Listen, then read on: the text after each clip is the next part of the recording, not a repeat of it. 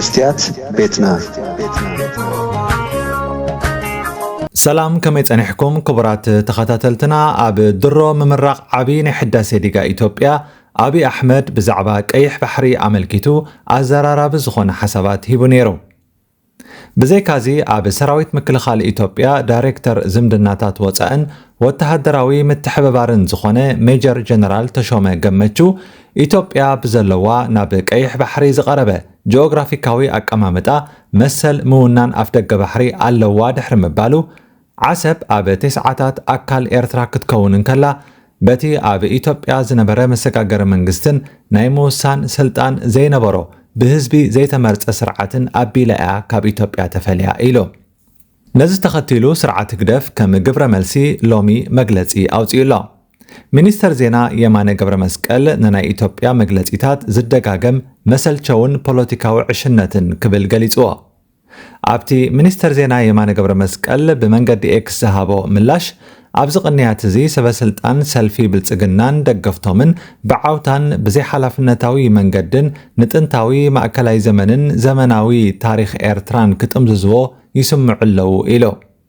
የማነ እቲ ብተደጋጋሚ ዝስማዕ ዘሎ መግለጺታት መደናገርን መሰረት ዘይብሉን ንሙጉት ዘይበቅዕን ምዃኑ ብምግላጽ ኣብ ጉዳይ ረፈረንደም ኣስሚሩ ጽሒፎም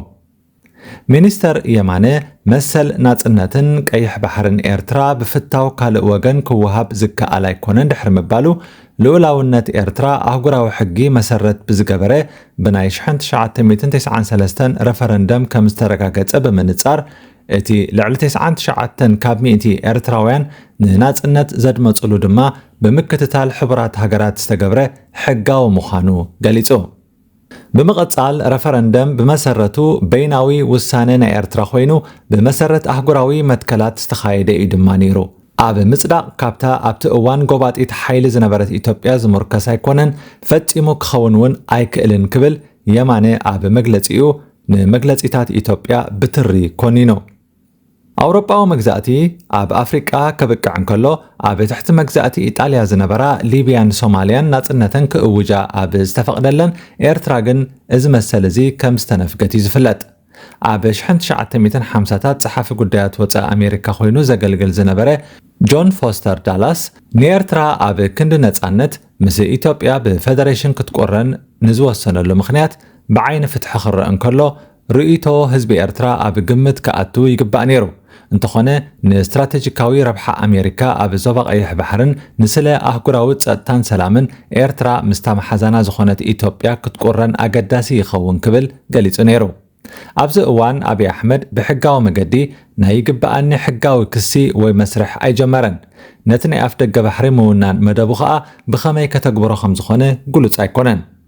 እቲ ቀዳማይ ሚኒስተር ቀይሕ ባሕሪ ንምውናን ንዝኾነት ሃገር ኣይክንወርርን ኩናት ውን ኣይክንገብርን ኢና ዝብል ሓረጋት ቀጻሊ ዝጥቀም ኮይኑ ብሰላማዊ መገዲ እንተዘይቀኒዕዎ ግን ምስ ብዝሒ ዝዓቢ ዘሎ ቁጽሪ ህዝቢ ኢትዮጵያ እቲ ጉዳይ ናይ ህላውነት ጉዳይ ስለ ዝኸውን ሓደጋ ከምጽእ እዩ እናበለ የጠንቀቕ አብይ ኣብ ፈለማ ካብ ኤርትራን ወይ ስርዓት ግደፍን ደገፍቱን ዓቢ ተስፋ ተዋሂቦ ዝነበረ መራሒ እዩ ክሳብ ንሱ ንኤርትራ ክመርሓ ከም ዝኾነ ቃል ወይ መብጽዓውን ተኣትዩሉ ነይሩ ከም ናይ ኤርትራ ወፃኢ ጉዳይ ሚኒስተር ኮይኑ ብኢሳያስ ከም ተሾመ አብይ ይዛረብ ኢሳያስ ባዕሉውን ናይ ኤርትራ መፍትሕ ክህቦን መጻኢ ዕድል ኤርትራ ኣብ አብይ አሕመድ ከም ዝምርከስ ክገልጸሉን ተራእዩን ተሰሚዑ ነይሩ ኣብዚ እዋን ግን ኩሉ በንጻር ኮይኑ ባሕሪ ኣይግባኣካን ይበሃል ኣሎ አብይ ኢትዮጵያ ኮነ ተባሂሉ ብናይ መግዛእቲ ሽርሒ ባሕሪ ንኸይትረክብ ብወሰን ወሰና ዶባት ከም ዝተሓንጸጸላን እዚ ግን ንኢትዮጵያ ናብ ናይ ጂኦግራፊካዊ ቤት ማእሰርቲ ዘእቱ ስለ ዝኾነ ተቐባልነት ከም ዘይብሉ ይምጉት ሕቶ ልዕላውነት ግን ኣዝዩ ከቢድ ስለ ዝኾነ አብይ አሕመድ ብኹናት ይኹን ብሰላም ብኸመይ ባሕሪ ክውንን ይሰርሓሎ ኣዝዩ ኣሰካፊ ይገብሮ مستيات بيتنا مستيات بيتنا نحكينا مثل إرتران من صغرى استفعلالي صحفات تنقص مسلتاتن قال محتتاتن حيزا بذكر اسكبر اب ان ترالوت تقرب مدبيا كفوت لساني من يزعصوني هاي سجدن علي عبطاقوت ملاخي طاوخ يقنا مستلي فتحي